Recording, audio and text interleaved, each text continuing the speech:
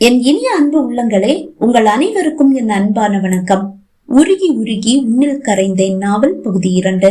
வாங்க தொடர்ந்து கதையை கேட்கலாம். மணமேடையில் அக்ஷராவுக்காக காத்திருக்கும் ஒவ்வொரு நொடியும் அனஸ்வர் யுகங்களாக உணர்கிறான். அவள் எப்போது வருவாள் என்று அவன் விழிகள் ஆவலாய் எதிர்பார்த்து காத்திருக்கிறது. முகூர்த்தம் ஆயிடுச்சு, பொண்ணை கூட்டிட்டு வாங்க. ஐயர் கூறி 5 நிமிடங்கள் ஆகிவிட்டது. ஆனால் மணப்பெண் அவளது அறையை விட்டு வெளியே வருவதாக இல்லை. அனைவரும் பொறுமையாக காத்திருக்க அது தோழிகள் சூழ ஒரு அழகோவியமாக அடியெடுத்து மணமேடைக்கு வருகிறாள் அக்ஷரா.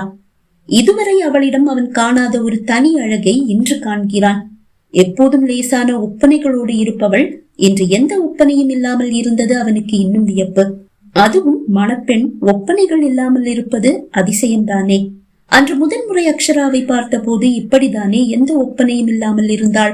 இவள் இப்படி இருப்பதுதான் அவனுக்கு பிடிக்கிறது. இந்த அழகுதான் இன்னும் அழகாக இருக்கிறது என்று அவனுக்கு தோன்றுகிறது. அவன் அருகில் வந்து அமர்ந்தவளின் கரம் நடுங்குகிறதா என்ன? மெல்ல தன் கரத்தை நீட்டி அவள் கரத்தை பிடித்தான். அவள் தலை திருப்பி தன்னை பார்ப்பாள் என்று எதிர்பார்த்தவனுக்கு ஏமாற்றம். அவள் குனிந்த தலையோடு அப்படியே அமர்ந்திருக்கிறாள். என்னாச்சு அக்ஷரா? ஏதோ பதற்றமா இருக்கிற மாதிரி தெரியுதே. இல்லை என்று அவள் தலையை மட்டும் அசைத்தாள். கெட்டி மேளம் முழங்க அவள் கரத்தை விடுவித்தவன் நீட்டப்பட்ட தாலியை வாங்கி அவள் கழுத்தில் கட்டினான். காதலியாக இருந்தவளை ஒருபோதும் தொட வேண்டும் என்று அவனுக்கு தோன்றியதில்லை. இல்லை, அப்படி கூறிவிட முடியாது. அப்படி ஒரு வாய்ப்பு அவனுக்கு அமையவில்லை என்பதுதான் உண்மை. இன்று இதோ அவள் தன் மனைவியானதும் தாலி கட்டிவிட்டு கரத்தை இழுக்கும் போது இதமாக அவள் கழுத்தை வருடி ரசித்தது அனஸ்வரின் கரம். அவள் சிலிர்த்து கொண்டது கூட எவ்வளவு அழகு. அக்ஷராவுக்கு அப்பா அம்மா கிடையாது. சித்திக்கு குழந்தை பிறக்காது என்று ஆன போது அக்ஷராவை அவளது பெற்றோரிடமிருந்து தத்தெடுத்துக் கொண்டதாகவும், வசதியான வாழ்க்கை மகளுக்கு கிடைக்க வேண்டும் என்று அவளது பெற்றோர் தத்து கொடுத்து விட்டதாகவும், அவள் சென்னைக்கு வந்து 1-2 வருடங்கள் ஆன போதே அவளது அப்பா அம்மா வேலைக்கு சென்ற போது ஒரு பேருந்து விபத்தில் இறந்து விட்டதாகவும் கூறியிருக்கிறாள். சித்தப்பா வீட்டில் அவருக்கு ஒரு அண்ணன் மட்டும்தான். அவருக்கும் குழந்தைகள் இல்லை. அவர் கூட அக்ஷராவை சொந்த மகளாக தான் பார்க்கிறார். நான் எவ்வளவு லக்கி தெரியுமா? என்னுடைய சொந்த வீட்டுல 3 வேளை வயிறார சாப்பிட கூட சாப்பாடு இல்ல. அப்பா அம்மா 2 பேரும் திருவனந்தபுரத்துல புவார்னு சொல்ற இடத்துல ரிசோர்ட்டுகள்ல வேலை பார்த்துதான் எங்களை வளர்த்தாங்க. எனக்கு 10 வயசு இருக்கும் போதுதான் என்ன தத்து கொடுத்தாங்க. அதோட என்னுடைய வாழ்க்கை சேஞ்ச் ஆயிடுச்சு. உனக்கு வேற கூட பிறந்தவங்க யாராவது இருக்காங்களா? ஒரு தங்கச்சி, ஒரு தம்பி. அவங்க இப்ப வசதியாதான் இருக்காங்களா? வசதியா இருக்காங்களான்னு கேட்டா இல்ல, சித்தி சித்தப்பா தயவுலதான் காலத்தை ஓட்டிட்டு இருக்காங்க. அப்பா அம்மா இறந்த பிறகு அவங்களை இங்க கூட்டிட்டு வந்திருக்கலாமே அக்ஷரா. சித்தி சொன்னாங்க. சித்தப்பாவுக்கும் சம்மதம் தான். ஆனா நான் தான் ஒத்துக்கல. ஏன்? என்னோட சித்தி சித்தப்பா எனக்கு அப்பா அம்மா ஆயிட்டாங்க. அவங்க பாசத்தை பங்கு போட எனக்கு விருப்பம் இல்ல. நான் வேண்டான்னு தானே என் அப்பா அம்மா என்னை இவங்களுக்கு தத்து கொடுத்தாங்க.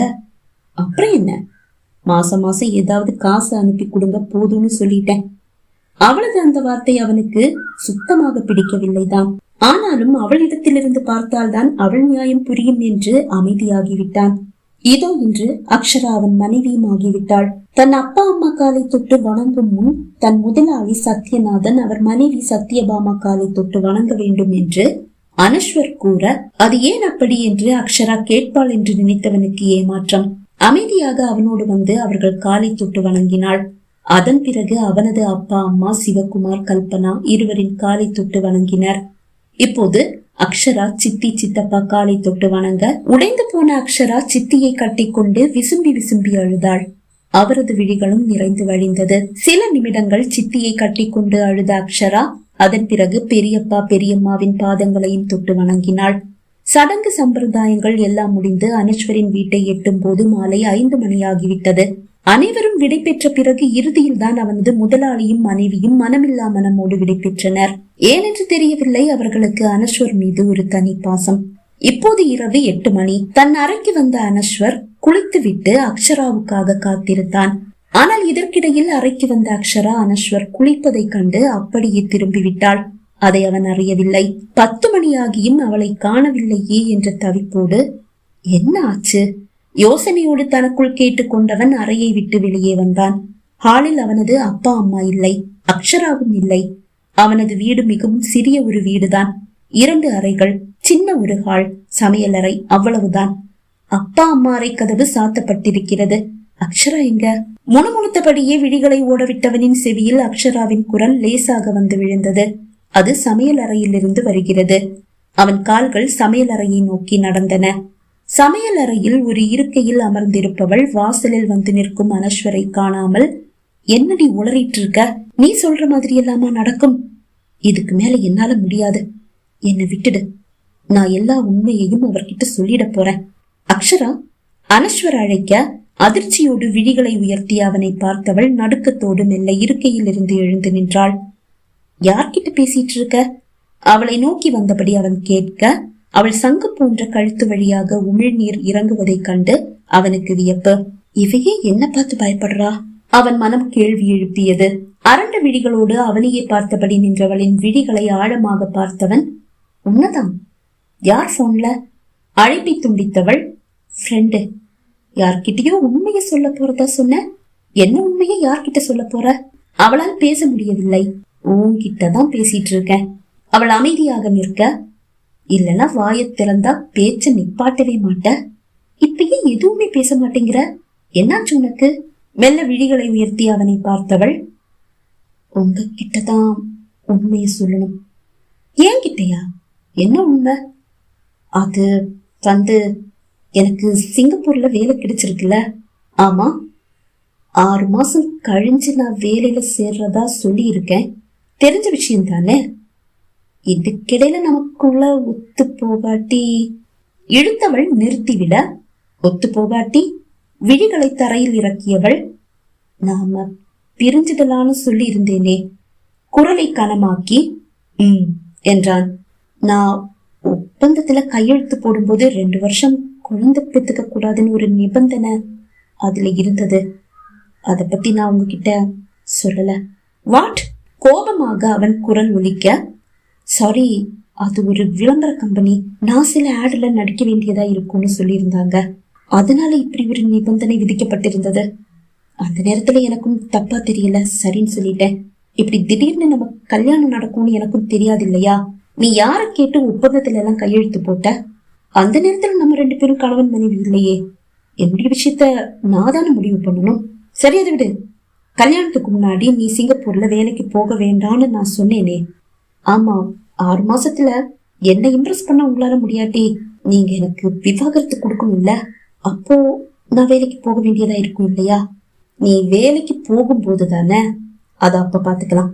இப்ப என் கூட வா என்று கூறியவன் அவள் கரத்தை பிடித்து தன் அறைக்கு அழைத்து வந்தான். அறைக்குள் அடி எடுத்து வைக்கும் போது அவளது கரமும் உடலும் நடுங்குவதை அவனால் உணர முடிந்தது. அறைக்குள் வந்ததும் அவன் கதவை சாத்தி தாழிட்டான். விடவெடுத்து போனவளுக்கு வியர்த்து கொட்டியது. அவளை கூர்ந்து பார்த்தவன் நெற்றியில் பூத்து நிற்கும் வேர்வை துளிகளை கண்டு புன்னகைத்தான். ஏசிலேயே வளர்ந்ததால ரொம்ப வியர்த்து கொட்டது போல. உனக்காக நான் ஏசி வாங்கி போட்டிருக்கேன் என்று கூறியவன் ஏசியை ஆன் செய்தான். இப்போதும் அவளுக்கு வேர்க்கவே செய்கிறது. அவளை ஏற இறங்க பார்த்தவன், இந்த பட்டு சேலைதான் உன்னை உஷ்ணமாக்குதோ? குறும்பாக கேட்டான். அதிர்ச்சியோடு அவனை பார்த்தவள் அவசரமாக, இல்ல இல்ல என்றாள். சிரித்தவன், நீ சொன்னது சரியா இருக்கலாம், ஆனா பட்டு சேலையோட ஃபர்ஸ்ட் நைட் கொண்டாட முடியாதே. குறும்பும் காதலும் அவன் குரலில் போட்டி போட அதிர்ந்தவள், சாரி, நான் தான் சொன்னேனே ஒப்பந்தத்தை பத்தி. நீ சிங்கப்பூர்ல வேலைக்கு போனாதான் அந்த ஒப்பந்தத்துக்கு மதிப்பு. நீ வேலைக்கு போகாட்டி அந்த ஒப்பந்தம் தேவையில்லாதது தானே. ஆனா நான் வேலைக்கு போவேனா இல்லையான்னு இப்ப என்னால முடிவு பண்ண முடியாதே. 6 மாசம் கழிச்சுதானே முடிவெடுக்க முடியும். 6 மாசம் வரைக்கும் நமக்குள்ள எதுவும் வேண்டாம். அப்படி தனியா எல்லா முடிவையும் நீயே எடுத்துட்டா எப்படி? எனக்கு என்ன மரியாதை என்று கேட்டவன் அவளை இழுத்து இறுக்கமாக கட்டி அணைக்க, பிளீஸ் அனஸ்வர் என்று கூறி அவனை தள்ளிவிட்டாள். ஏய், நீதான் சிங்கப்பூர்ல வேலைக்கு போக வேண்டாம்னு நான் சொல்லிட்டேன்ல, அப்புறம் என்ன? அது முடியாது அனஸ்வர். எனக்கு 3 லட்சம் சேலரி கொடுக்கறாங்க. அப்படின்னா என் பேச்ச மீறி நீ வேலைக்கு போக முடிவே பண்ணிட்டியா? இதுல தப்பென்ன இருக்கு? ஆணும் பெண்ணும் வேலைக்கு போனாதான் இந்த காலத்துல குடும்பத்தை நல்லபடியா பாத்துக்க முடியும். நீ சொல்றது சரிதான். அதுக்காக உன்னை தனியா எல்லாம் சிங்கப்பூர் அனுப்புற ஐடியா எனக்கு இல்ல என்று கூறியவன் அவளை இழுத்து படுக்கையில் சாய்த்தான். அவள் எழ முயல இரு கரத்தையும் அவள் இருபுறமும் வைத்து அவளை சிறைப்படுத்த அவள் விழிகளில் பிரதிபலித்த அந்த பீதி அவன் புருவத்தை சுருங்க வைத்தது. என்னாச்சு? உன்னுடைய கண்ணுல ஒரு பயம்தான். அது ஒரு பெரிய கம்பெனி. அந்த கம்பெனியுடைய நிபந்தனையை மீற நான் விரும்பல. அது சரியாகாது. அதுதான் நான் பாத்துக்கிறேன்னு சொன்னேன்ல, அப்புறம் என்ன? இல்ல, நான் 6 மாசம் கழிச்சு அங்க வேலைக்கு போறதா சொல்லிட்டேன். நம்ம 2 பேரும் சேர்ந்து வாழ்ந்தாலும் இல்லைனாலும் 6 மாசம் கழிச்சு நான் அந்த கம்பெனில வேலைக்கு போகணும். திடீர்னு என்னால வேலைக்கு வர முடியாதுன்னு சொல்லிட்டா அதுக்காக நிறைய நஷ்ட ஈடு கேட்பாங்க. அது நம்மளால கொடுக்க முடியாது. அதையெல்லாம் நான் பாத்துக்கிறேன் என்று கூறியபடியே அவன் அவளது இதழை நெருங்க அவன் மார்பில் கை வைத்து அழுத்தி அவனை தள்ளிவிட்டபடியே துள்ளி எழுந்தவள் கோபமாக அவனை பார்த்தாள். இங்க பாருங்க அனஸ்வர், என்னால இந்த சின்ன வீட்டுல கஷ்டங்களை சகிச்சுக்கிட்டு வாழ முடியாது. நானும் உயர்ந்து உங்களையும் உயர்த்தணும்னு நான் ஆசைப்படுறேன். அதுக்காக தான் இப்ப கல்யாணம் வேண்டான்னு சொன்ன. ஆனா நீங்க தான் கேட்கல, பிடிவாதமா என்ன கட்டிக்கிட்டீங்க. அதோட விட்டுடுங்க. இனி நான் சொல்ற மாதிரிதான் நீங்க கேட்கணும். இல்லனா சாரி, இப்பவே பிரிஞ்சிடலாம். ஏனடி உன்ன பிரிஞ்சிடலாம்னு சொல்லிட்டே இருக்க? உன்னை பிரியவா உருகி உன்னை காதலிச்சு கல்யாணம் செஞ்சுக்கிட்டேன். உன்னை வசதியா வாழ வைக்க எனக்கு தெரியும். ஒரு கணவனா அது என்னுடைய கடமையும். நீ சிங்கப்பூர் போக போறது இல்ல, 2 வருஷம் குழந்தை பெத்துக்காம இருக்க போறது இல்ல. எனக்கு நீ முக்கியம், நம்ம வாழ்க்கை முக்கியம், நமக்கு பிறக்க போற நம்ம குழந்தை ரொம்ப ரொம்ப முக்கியம். பேசிக்கொண்டே அவளை நெருங்கியவனை தவிர்க்க அவள் பின்னால் அடி எடுத்தாள். ஆனால் அவளால் நகர முடியவில்லை. ஏதோ தடுத்து அவள் நின்று விட்டாள். தலையை திருப்பி பார்த்தவள் சுவரில் சாய்ந்து நிற்பதை கண்டு மேலும் அதிர்ந்தாள். என்ன செய்வது என்று அறியாதவள் பரிதாபமாக அவனை பார்த்தாள். அவன் விழிகளில் கசியும் காதல், அதில் அழகாக கலந்திருக்கும் ஆசை, அவளை அடைய துடிக்கும் தவிப்பு, அனைத்தையும் தாண்டி அத்துமீற துடிக்கும் அவனது ஆவேசம், அனைத்தும் அவளை பதற வைத்தது. இவனையா ரசனை இல்லாதவன் என்றாள்? இவனுக்கா ஒரு பெண்ணின் மனம் புரியாது? ஒரு பெண்ணிடம் எப்படி நடந்து கொள்வது என்று தெரியாது? உணர்ச்சிகள் இல்லாத வெறும் மரக்கட்டை. அவன் கூட தைரியமா எத்தனை நாள் வேணும்னாலும் ஒரே ரூம்ல தங்கலாம். ஏன் அதிகம், ஒரே கட்டில்ல கூட படுத்து தூங்கலாம். வேலை அலையிற வெறும் ஜடம் என்றாலே. அவள் கூறிய அனைத்திற்கும் எதிர்மறையாக அல்லவா இருக்கிறான். இவனிடம் உண்மையை கூறிவிடுவதுதான் தனக்கு நல்லது.